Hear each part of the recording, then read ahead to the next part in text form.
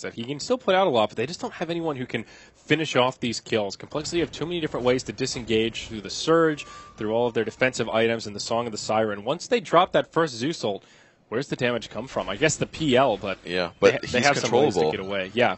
They have Vacuum, they have Naga Sleep, they have Lina Stun and Dragon Slide. Find the right one. Yeah. It's difficult. Blink Dagger now and Fly helps his split push even more. Lower chance that he dies, and he can dodge some spells too.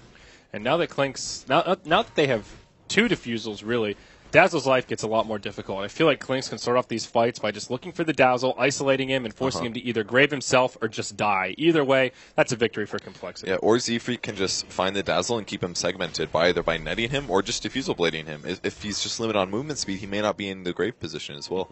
That's a good point. And all these illusions now have defusal blades, so they can do up to 25 mana burn.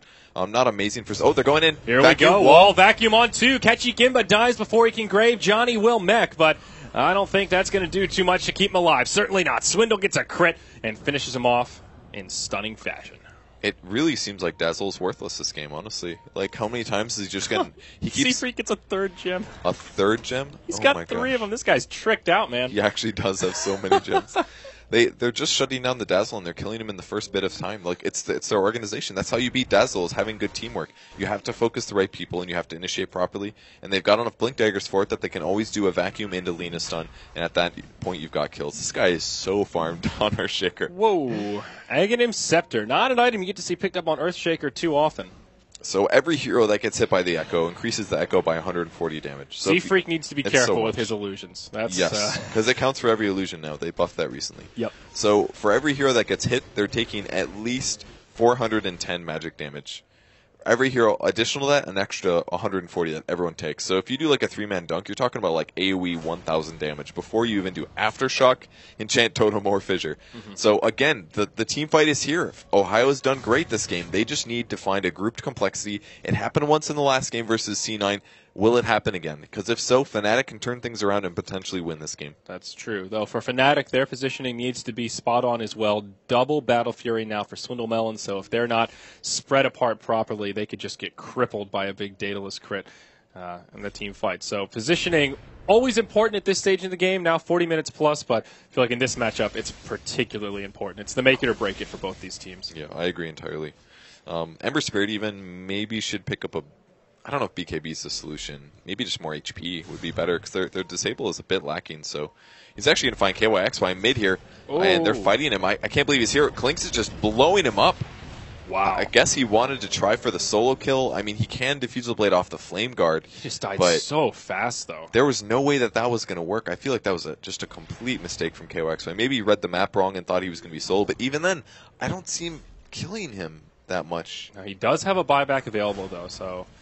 of course, that hurts, but they will have one more chance to make another hold. Refresher on Zeus. Big item there. He's got it now. Yeah, there it is. He had to buy all these other items, the Yules, the Ghost, the Blink, just to deal with the Clinks. Zeus is just not a good hero to have against the Clinks. Backdoor protection's been broken. Ziz goes in, pops the BKB. Ohio hops forward, but... Oh, he's used it already. Yeah, he hasn't used his ultimate yet. Ohio will be able to live through that initial bout of damage. Johnny just barely lives. Now they turn on to Ziz. Undying does end up falling. Ziz survives. Guardian Greaves are popped, as is the Song of the Siren. So they get one kill on the Undying. They force the buyback on the PL, and now Complexity just disengage. Oh, the Echo Slam on Swindle. Whoa, he just died. Blows him up, but he has got the Aegis of the Immortal. I don't know if that was worth the Echo Slam. Now it's on cooldown for quite some while. Swindle will come back to life, but where's his team? He makes it up to the high ground just barely. He has been ditched. Okay. He actually died so fast there. I dare say he needs an armor item almost, because just the medallion alone drops his armor to like 5. Yeah. And then PL's hitting him for about 230 apiece. That only takes a couple hits and he dies. Absolutely. And he gets some mana burn too. A decent hold for Fnatic, though.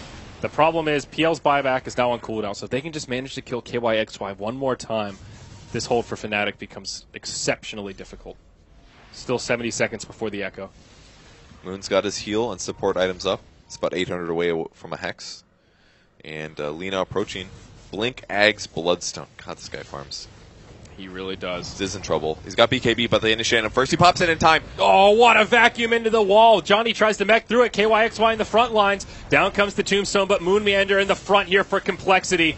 They're doing some decent damage. One ult from Mushi doing some work. The Grave onto KYXY. He needs to be so careful here. They get the kill onto Clinks, but at what cost? Swindle looking for another slight. Can't quite get it. Forced to jump defensively. Buyback now on Ziz. He does not have BOT, so he's got to walk across the map to get back in here. The tier 3 towers fall, and they've lost Undying. Ohio's gone in deep with the Grave just at the last second. KYXY low on HP as he pops out of the base. They're trying to turn on him. They get it with the slight. Oh, my. Saw that now one coming, man. Looking bad for Fnatic. 3 in the Grave, no buyback, and I think Complexity have done it in game 1 here, Purge. And Keswick by here is just going to get right-click down. He doesn't even have Grave mana, so he ends up going.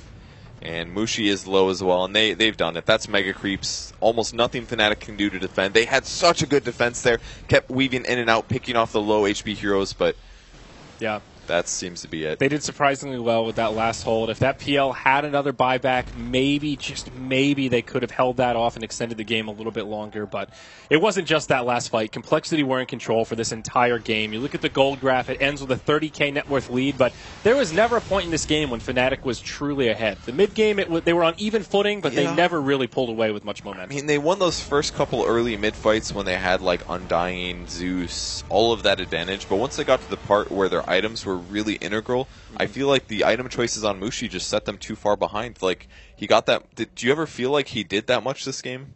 Like, obviously he had a huge impact in the laning stage, got tons of kills, but he translated into a Midas, and he eventually got the Ags with the refresher. But just imagine if he had more HP, if he dodged a couple ganks from Clinks, got a fast Ghost Scepter, maybe and then because like Clinks' defusal was actually quite late. It was after the Desolator, it was after the BKB, then he got a defusal. If he just got a Ghost Scepter right after like some HP items, like a Bloodstone, then Clinks wouldn't have been able to pick that up, because then he would have just completely got blown up to Zeus. He had to get BKB. So Zeus should have been able to recognize that he would have had that item advantage. Maybe the Ghost doesn't save him versus Lina and Ember Spirit, and that's why he grabbed it, because he was worried about the Naga sleep setup. But I feel like Mushi's item build just really didn't give them what they needed this game, and because of it, they weren't relevant enough in the mid-game, and they started losing fights. Yeah, I would agree. And we talked about Complexity showing their diversity at the beginning of that draft, and their playstyle, they adjusted appropriately. We saw Fly do a completely different item build from the games prior, again, worked very well. And even though they lost a lot of those early skirmishes, they still kept their composure, they split the map, they farmed very effectively, and ultimately that's what kept them head above water during the mid-game. Yeah. So that's game number 1. Complexity on a hot streak today, boys. 3-0 so far. They've got 1 game left. We'll see how they fare against Fnatic coming up next. I'm Zyori. He's Purge. Stick around, folks, because we've got game 2 around the corner.